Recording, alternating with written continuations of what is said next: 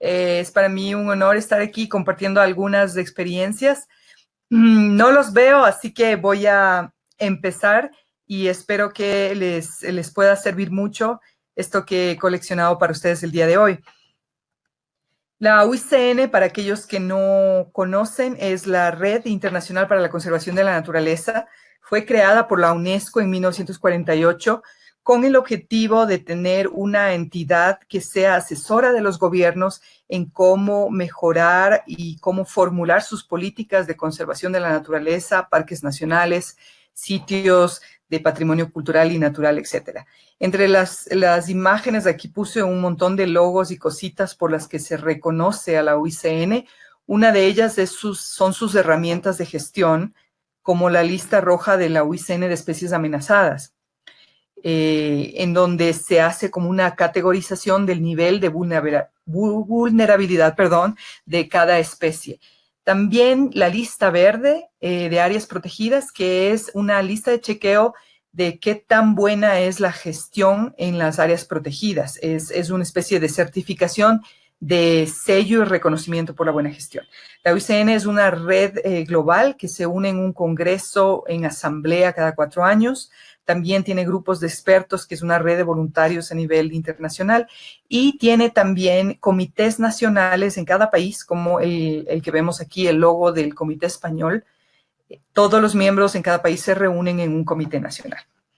También tienen ustedes en la parte de arriba superior a mi izquierda está el logo de Amazonía 2.0, conectados por nuestros bosques, que es el proyecto del cual les hablaré, y abajo la barra de la tira de logos, el donante, la Comisión Europea, la UICN como coordinadora de la iniciativa, y los ejecutores en cada uno de los 6 países de la región amazónica: Fundación Natura, Ecociencia, EcoRed, Amazon Conservation Team y Wildlife World Fund. Solo quería una ratificación de que me están escuchando bien. No sé, José Eduardo, si me puedes confirmar. Sí, maestra, se escucha perfecto. No hay ningún problema hasta el momento. Para animarles y que sea como un rompehielo, quería, y como introducción a nuestro tema de hoy, quería hacer una reflexión sobre la tecnología en nuestros días, usando, gracias a la gentileza de mi director Álvaro Vallejo, director regional de la UICN en la oficina sur en Quito, unos slides de lo que está pasando con la tecnología en el medio ambiental, en el sector ambiental, pero que, como todos sabemos, está permeando la vida diaria de todos nosotros en todos los campos laborales, humano, de diversión, etcétera.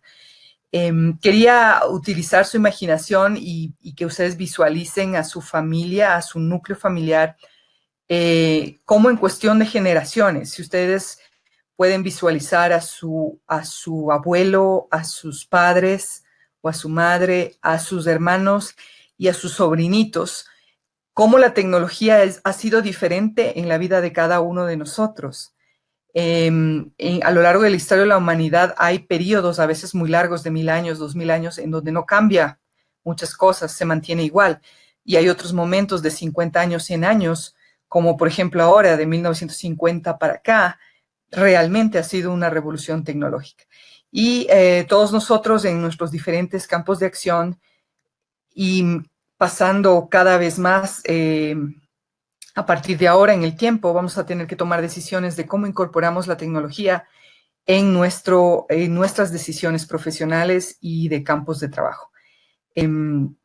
Entonces, solo quería empezar con una introducción de lo que está pasando. Cuando hablamos de biotecnología, robótica, para algunos se nos viene esta idea de la película Terminator, para otros más jóvenes, la idea de Sofía, esta robot que está aquí en la esquina inferior, que ya tiene hasta ciudadanía, cédula de identidad, y aquí en esta foto está conversando con una directora de Naciones Unidas sobre el tema conservación de la naturaleza. Quería brevemente incorporar el concepto de inteligencia artificial, que es a lo que nos vemos abocados y cómo se utiliza para la gestión ambiental. Perdonen que el slide esté en inglés, pero como lo encontré muy útil, es como si tuviéramos una fruta con varias capas, y la capa del centro, que es del corazón, que dice Machine Learning, es el principio de la inteligencia artificial, que es la capacidad de la máquina para aprender. Y la característica es que combina información estadística de casos de experiencia de la vida real con el conocimiento per se. Y al fundir los dos, infiere nuevas conclusiones, infiere patrones de comportamiento futuros. Entonces, esta es, digamos, la nueva ventaja de la tecnología. En una capa más adentro, el Deep Learning, que habla de que además tienen los software ciertos algoritmos o conjunto de algoritmos que les permite aprender, enseñarse a sí mismos y para desarrollar ciertas habilidades, como hablar, como reconocer imágenes, o como algo muy importante para la gestión ambiental es el exponer varias redes neuronales de información, varias bases de datos en un mismo análisis, ensamblar esta información y hacer modelamientos. Un ejemplo de esto es, por ejemplo, si tenemos un software que permita superponer imágenes satelitales de lugares en donde más expuestos a incendios, bases de datos espacializadas de la pobreza, por ejemplo, en la Amazonía, y bases de datos, por ejemplo, de inestabilidad social o de conflictos sociales en la Amazonía.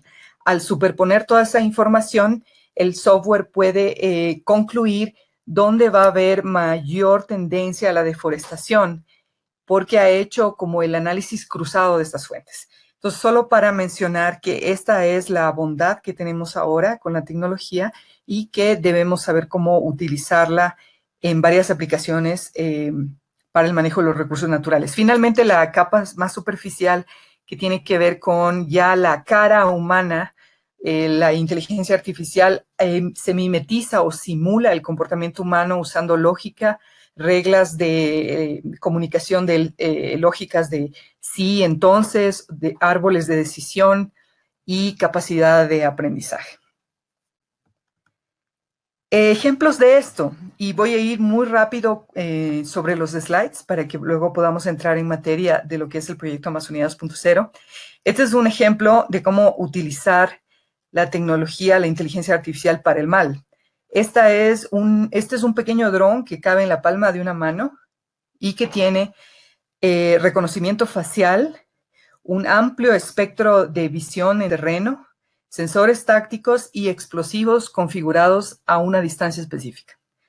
Hace unas semanas atrás yo vi ya en las noticias un ejemplo de cómo esto se puede utilizar en ataques terroristas. Era un desfile militar y básicamente el dron entró sin aviso y fulminó a 6 personas de entre el desfile militar, a los 6 de más alto rango de esa parada. Entonces, este es un ejemplo negativo. En ejemplos positivos, este es un dron que puede en 18 minutos sembrar 1 hectárea de terreno con 300 plántulas de semilla. Son aplicativos que hay que ver en el contexto, si son costo efectivos, si convienen o no, pero la tecnología está ya ahí a disposición. Este es otra maquinita que tiene software de inteligencia que puede tomar las muestras de suelo, analizar la química del suelo y recomendar la dosis de químicos necesarios para compensar el balance y optimizar la siembra. Al mismo tiempo tiene reconocimiento visual de las plantas, las diferencia, y también va en la marcha deshiervando aquellas que no corresponden a la plantación.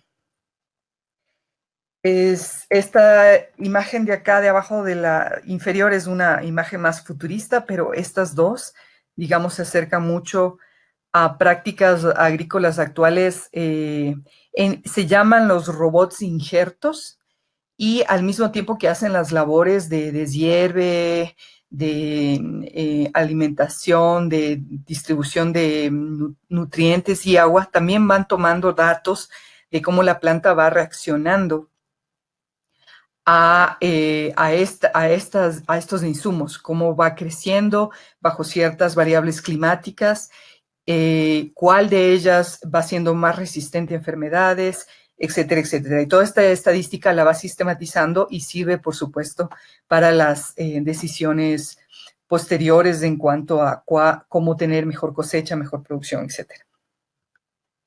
Este es un ejemplo de cómo incorporar un material electrónico en el tejido de la flor y que va emitiendo señales eléctricas o va identificando químicos en la planta. Esta información luego, por supuesto, es utilizada para ver bajo qué condiciones climáticas o qué elementos nocivos químicos a la plantación se pueden evitar o han amenazado a la planta. Este es un lindo ejemplo, es nada como un pez a la misma velocidad y lo que es un laboratorio andante, móvil, y reduce los tiempos para las tomas de muestra de calidad de agua. Lo que hace es que tiene sensores químicos y entonces mientras navega va tomando muestra e identificando cómo está la calidad de agua, algo que tomaba mucho tiempo hacerlo manualmente, ahora ya se lo hace automáticamente. Este es otro lindo proyecto piloto. Este dron se ubica en donde están las ballenas y el momento que salen para respirar, el dron toma el vapor, la exhalación de la ballena, analiza el DNA, las hormonas y otros indicadores bioquímicos del animalito para identificar, determinar cómo está el estado de salud de la ballena. Otro ejemplo es un sistema de modelación de los patrones migratorios de las aves, que es construido a base de información de sensores remotos más estadística de observadores de aves. Entonces, lo que hace el sistema es combina las dos y modela inclusive cómo es el comportamiento migratorio en lugares de donde no había información, pero lo hace infiriendo del comportamiento en donde sí hubo esta información. Este es un atrapa peces, es un aparatito diseñado para atrapar este pez león, que es una especie invasiva que hace mucho daño al equilibrio ecosistémico acuático, entonces, y además tiene la bondad de que si es de consumo humano, los coge, los atrapa y los bota en la playa. Y la inteligencia artificial del aparato es que tiene los logaritmos para aprender sobre cuál es la estrategia de escape del pez león. Entonces, cada vez que atrapa uno, incorpora la estrategia y para la siguiente caza. Entonces, cada vez se vuelve más y más efectivo en su cacería. Esta es una iniciativa de Google que se llama ImageNet Change. Identifica con un margen de error del 3% más de 5,000 especies de flora y fauna. Este también es un ejemplo de un software que combina patrones migratorios de vida silvestre, pumas, elefantes, etcétera, y los patrones de los cazadores de búsqueda de las especies. Al mezclar esos dos comportamientos, espacializa como la tendencia en dónde son los puntos de encuentro más probables de cacería ilegal.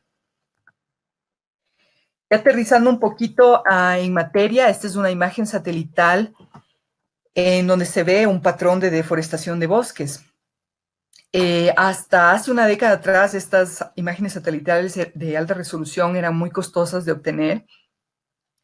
De un tiempo acá, tanto el grupo de satélites Copérnico con sus Sentinel europeos como las Landsat están abiertas sin costo al público. Entonces esto ha generado alianzas muy interesantes. Por ejemplo, la Universidad de Maryland con Google se han aliado para procesar este millón de terabytes de imágenes satelitales y lograr hacer análisis multitemporales de cómo ha venido en el tiempo siendo la deforestación de la Amazonía. Por ejemplo, si ustedes ponen en el Google Global Forest Watch, ustedes van a ver toda una serie de información y sistemas de alerta temprana de cómo está la deforestación y la identificación de deforestación en tiempo real. Este es un avance muy significativo y es una de las herramientas que estamos utilizando en este proyecto. Y el proyecto que da origen, esta es una foto del proyecto que dio origen a Amazonía 2.0 y a otras iniciativas similares con la cooperación internacional, y es de una comunidad en Brasil, si no me equivoco, son los Suruí. En alianza con Google generan estos grupos de monitoreo participativo, forman líderes comunitarios en este combo tecnológico, envían la alerta temprana de deforestación al aplicativo móvil, y los grupos de monitoreo verifican en campo y luego validan esta información, la envían a otras, envían la información igual en tiempo real a otras filiales de segundo nivel organizativo que ya procesan estadísticamente, devuelven la información a las comunidades para toma de decisiones o las comparten, de ser el caso, con autoridad forestal o otras red de actores para ya cabildear por los derechos, la defensa de la naturaleza o, en su defecto, con la autoridad forestal para presentar una evidencia, para judicializar, digamos, hacer un proceso administrativo contra algún infractor en los temas de deforestación, minería ilegal, caza ilegal de vida silvestre. Este es, digamos, el corazón del proyecto. En el caso de Amazonía 2.0 estamos en una fase inicial de conformación de estos grupos, pero prácticamente el objetivo es ese, un poquito utilizar la tecnología para empoderar una mejor capacidad de respuesta comunitaria en territorios indígenas de la Amazonía. Estamos en estos 6 países. Voy a ir señalando. En el caso de Surinam, estamos en el suroeste, en Guyana, en el centro del país. Guyana y Surinam son los 2 países con más baja tasa de deforestación y tienen la selva amazónica más conservada y prístina de toda la región. Es por eso que tienen, digamos, se tiene una preocupación a nivel internacional por seguir conservando lo que Guyana y Surinam tienen, y por lograr que sus gobiernos reconozcan los derechos de los territorios indígenas y provean un mecanismo para subsidiar esos bosques. En el caso de Colombia, estamos en el departamento de Caquetá, en las estribaciones de la cordillera de los Andes, entre el Parque Nacional Chiribiquete y La Paya. En Ecuador, en el Parque Nacional Yasuní, con el territorio indígena de la nacionalidad Guaraní. En Perú estamos en el sector maderero intensivo de la Amazonía peruana, que es Pucallpa y el puerto de Atalaya, ya más en territorio indígena. Y en la frontera entre Perú y Brasil, en Brasil, estamos en una esquinita bien conservada del estado del Acre, en donde están los territorios indígenas Río Alto Purús y Mamoadate. El proyecto es de 4 años, empezó en el 2017, termina en el 2020, es de 6 millones de euros la subvención de la comisión y otros 600,000 cofinanciamiento de estas 6 organizaciones. El objetivo es contribuir a una efectiva gobernanza forestal en el marco de los programas REDD+ y FLECT. Si ustedes están familiarizados con la Convención de Cambio Climático, REDD+ es el programa de deforestación evitada, es decir, conservar los bosques y con eso conservar el carbono almacenado en tierra y en la biomasa. Y el caso del programa FLECT, que en sus siglas en inglés es Forest Law Enforcement, Governance and Trade, que es refuerzo de la ley forestal, gobernanza y comercio. Este programa de la Comisión Europea busca reforzar las capacidades para la trazabilidad de la madera legal. El objetivo en el caso de Amazonía 2.0 es mejorar el diálogo entre las comunidades y sus territorios, el Estado y los agentes del mercado y sociedad civil. Aquí están los socios, como ustedes lo ven. Los que están en verde son miembros de UICN. Solamente Amazon Conservation Team no lo es y estamos haciendo toda la fuerza para que sea parte de la red. Hay una ventaja y desventaja en este tipo de consorcios y es que cada vez más y más la cooperación pide trabajar a nivel de consorcios, pero para trabajar en equipo hay que identificar cuáles son las fortalezas y debilidades y eso toma su tiempo. Entonces, nos ha tomado un buen tiempo el ponernos de acuerdo, el entender tema metodológico, conceptos, pero ahora estamos en la mitad del periodo, hemos vivido una misión de evaluación y estamos arrancando, digamos, ya con lo que hemos probado. Aquí algunas fotos del equipo. Este es el equipo en Perú. Estuvimos con los veedores comunitarios en Unini, en la provincia de Atalaya. Y la otra foto es del embajador Diego Mellado de la Comisión Europea de la delegación en Lima, en el lanzamiento del proyecto Amazonía 2.0. Ustedes ven en la matriz los nombres de los lugares geográficos y las comunidades con las que trabajamos.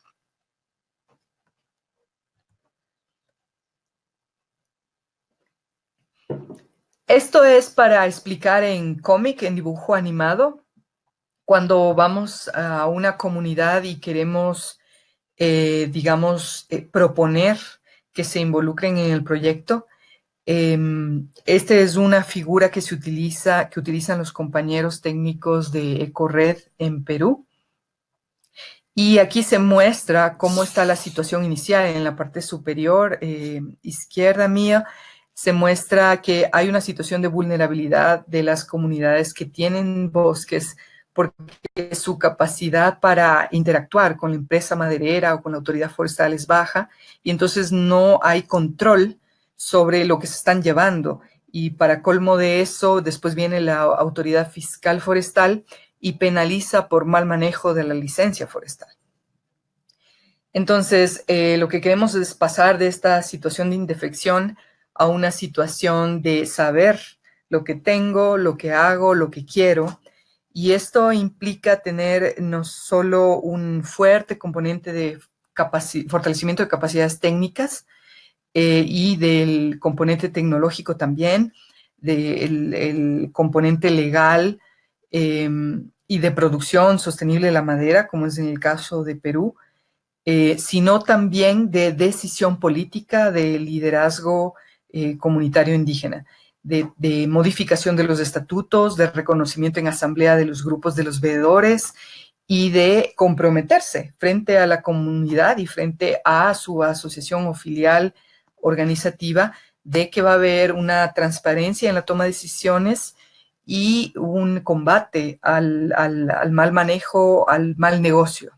Esto suena muy bonito en discurso, pero digamos un proyecto de monitoreo ambiental de este nivel, la recomendación es hacerlo con comunidades que ya tienen un bagaje, una fuerte retrospectiva de trabajo socioorganizativo, que tienen una madurez, un liderazgo político reconocido.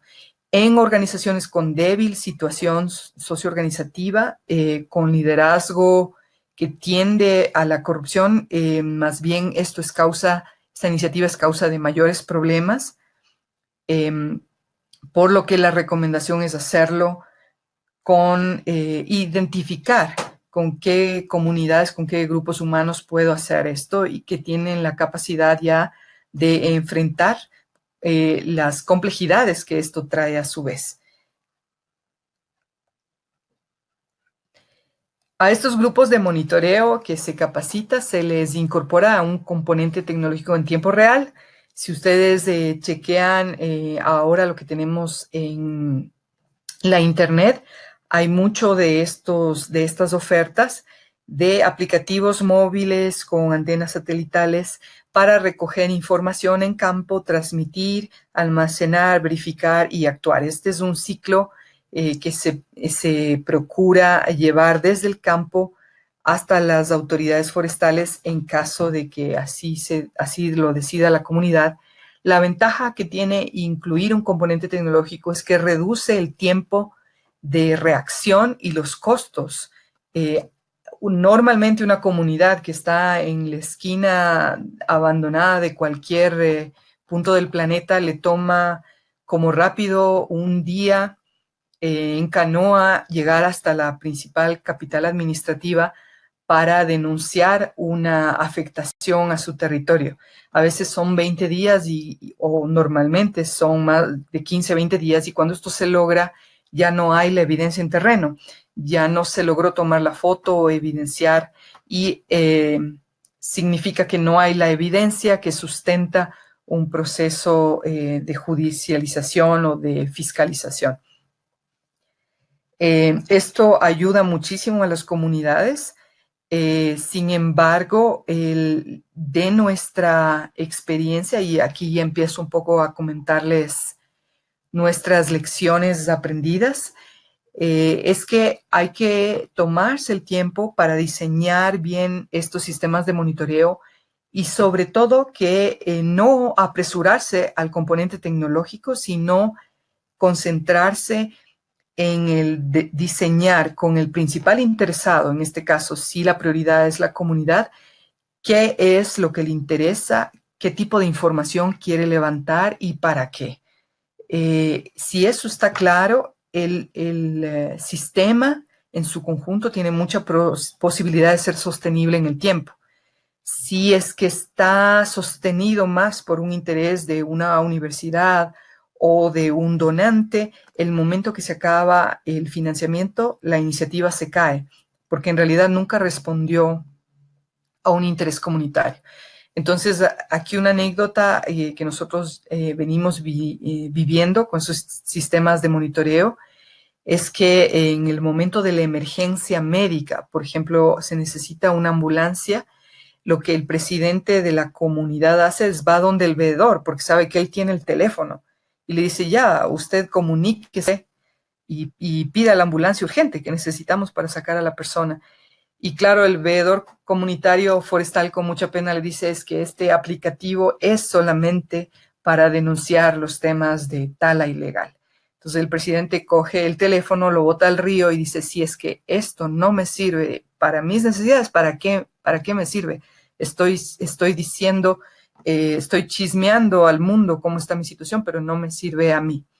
Entonces es solamente para hacer la reflexión de que ahora con tanta tecnología es muy tentador hacer cosas más complejas de las que necesariamente son, y siempre hay que preguntarse para quién estoy diseñando estos sistemas de monitoreo y con qué objetivo.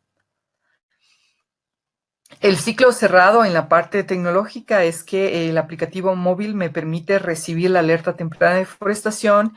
Yo voy al campo, verifico in situ de que en efecto es una amenaza, tomo los datos o también puedo decir que ha sido solamente una cuestión de nubes que dan la apariencia como que si hubiera un espacio abierto y no es deforestación.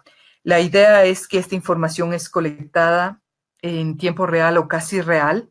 A veces en la Amazonía hay muchos problemas de conectividad, pero la información se procesa en un servidor local que está ubicado en una organización indígena de segundo nivel, o sea, el segundo nivel asociativo, en donde ya hay técnicos de mayor, digamos, complejidad que pueden analizar toda la información que las comunidades le están mandando y pueden devolver esa información procesada en medios más sencillos para tomar decisiones, para entender y tomar decisiones. Entonces se devuelve la información en barras estadísticas o en mapas de dónde está la mayor amenaza de esa comunidad.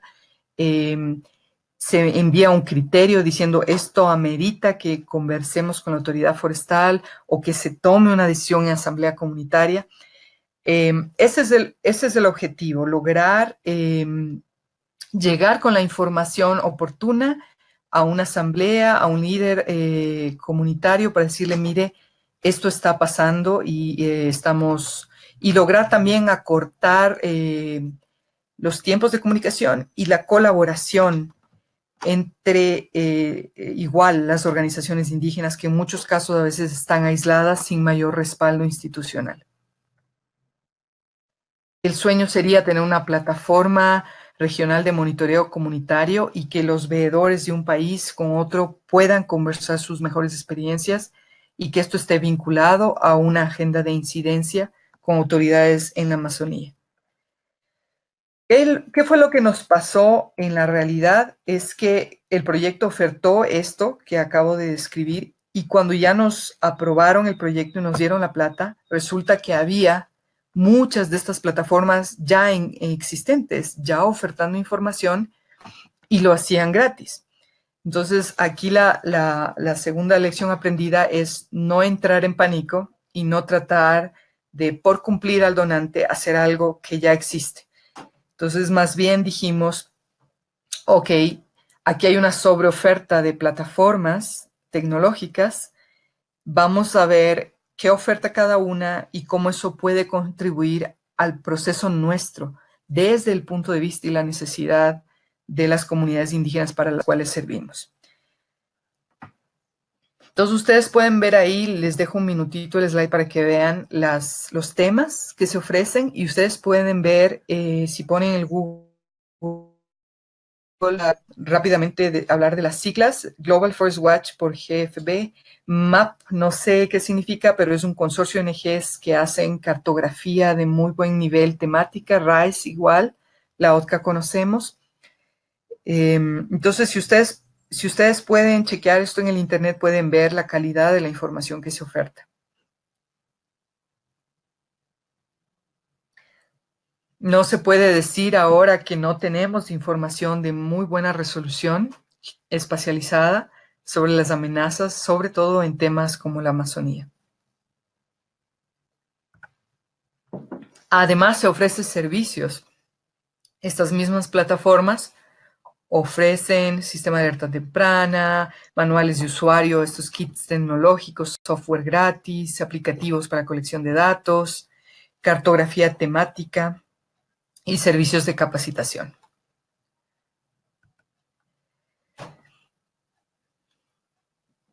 Aquí dice, para la sostenibilidad de un sistema de monitoreo es clave encontrar un interés real entre las dos partes. Tal vez este es uno del corazón de la presentación. Sí, lo que yo quiero fortalecer es la gobernanza forestal local. Debo encontrar cuál es el interés de la comunidad que empata con el interés de la autoridad forestal y que además empata con el donante para tratar de hacer algo que dure en el tiempo. Es fácil hacer un sistema de monitoreo de gestión ambiental cuando estamos hablando de temas cuantitativos, calidad de agua, número de especies, número de árboles, eso es bastante fácil, pero cuando estamos monitoreando gobernanza forestal, que tiene que ver con los intangibles, con las relaciones de colaboración o no colaboración, con la capacidad de respuesta para la acción, con derechos, con autodeterminación, con participación equitativa en el negocio forestal. Esas son cosas que son difíciles de espacializar. De hecho, ninguna de las plataformas que ofertaban información ya a nivel de la gobernanza ya no se puede, ya no encontrábamos información que podamos utilizar. Solo por poner un ejemplo, entonces, aquí en la dimensión de derechos, una de las indicadores de gobernabilidad forestal es la autodeterminación en la administración y acceso al recurso del bosque. Qué tan autodeterminado y qué tanto acceso realmente tengo a esos recursos como habitante del bosque. Y entonces, claro, es un tema que le interesa a la comunidad.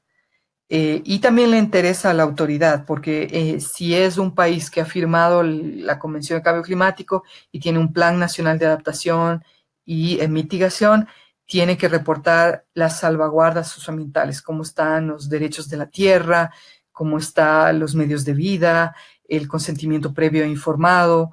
Entonces ahí tal vez hay un interés mutuo de trabajar y tal vez se puede instrumentalizar un monitoreo. Algo, y perdonen que regrese un poquito aquí, hablando de gobernanza forestal, un tema que nos topamos es que la mayoría de la información, las comunidades no quieren que sea transparentada al público. Y esto es porque lo que pasa es que cuando se pone en una nube y es de acceso al público, los primeros que vienen a la casa son los ladrones. Es decir, si yo pongo que tengo 5 televisiones, 4 refrigeradoras y 2 carros y pongo las coordenadas de mi casa, entonces, ¿qué voy a esperar? ¿Quién llega a mi casa si yo soy muy transparente en la información? Entonces, una de las grandes paradigmas que estamos, digamos, derrocando con este proyecto es que en la práctica, para mejorar la gobernanza forestal local, no hay que ser transparentes en la información, al menos no todavía.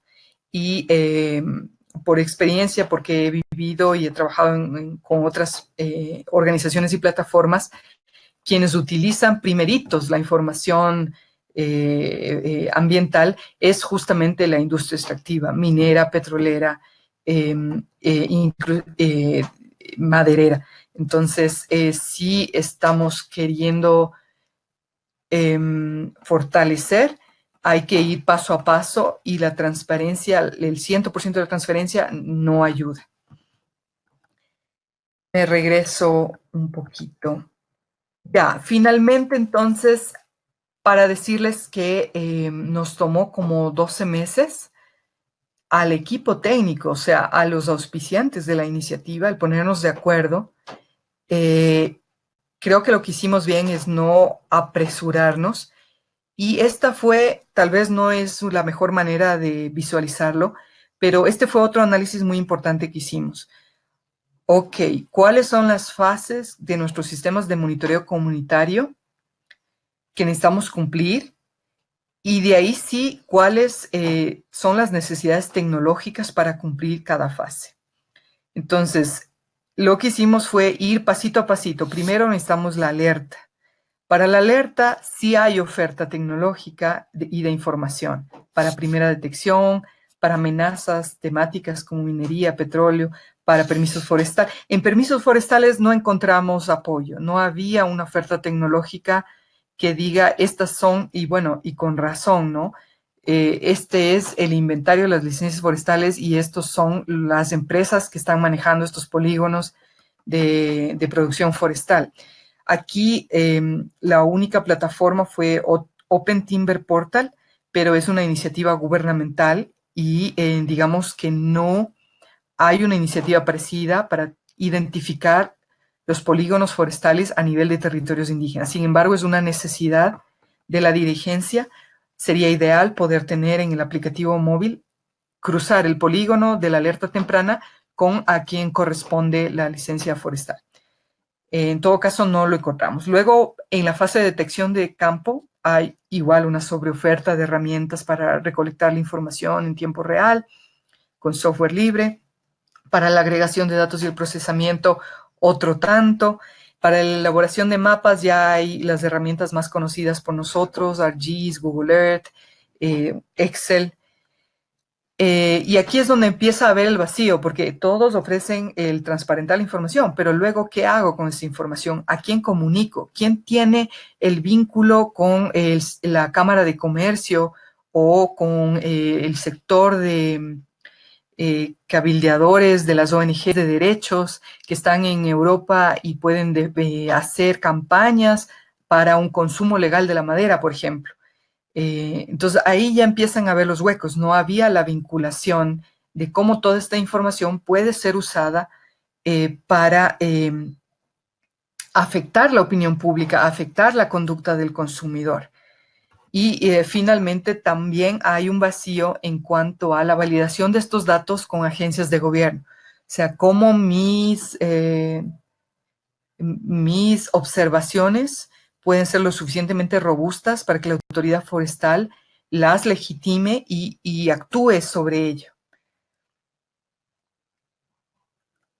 Entonces, llegamos a un proceso de evaluación y ya estoy terminando con esto, un proceso de evaluación de las plataformas existentes en base a nuestras necesidades. Esto es solo como una ilustración. Y para concluir y abrir a las preguntas, las lecciones aprendidas del proceso, como ustedes ven, esto no es conclusivo, estamos en la mitad del camino. Siempre pregúntese para quién estoy haciendo esto.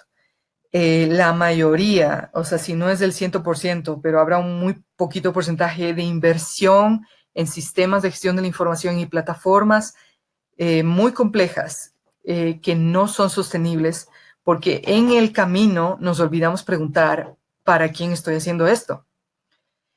Otra pregunta muy importante es, ¿cuál es el mínimo necesario para cumplir la función? ¿Para qué voy a hacer una compleja plataforma si con el teléfono puedo llamar y decir? Entonces, siempre es lo más sencillo para cumplir la función necesaria. Tercera pregunta clave, ¿quién va a llegar primero a la información? Cuarto, no todo es transparencia en la información. Más bien dicho, en algunos casos no hay que tener ninguna transparencia, sino manejar adentro la información primero. Finalmente, la sostenibilidad de los sistemas que creamos. La mayoría de nosotros no nos ponemos a preguntar cuánto cuesta mantener esto y quién lo va a pagar. Esto es muy importante. Y con esto yo termino con esta frase que ojalá pueda motivarles a la reflexión. Si se puede probar que la información que se generó fue utilizada para tomar una decisión comunitaria, organizacional o una autoridad mental que mejoró la capacidad de respuesta y dominio de una situación en particular, habremos cerrado el círculo y logrado nuestro objetivo. Muchísimas gracias.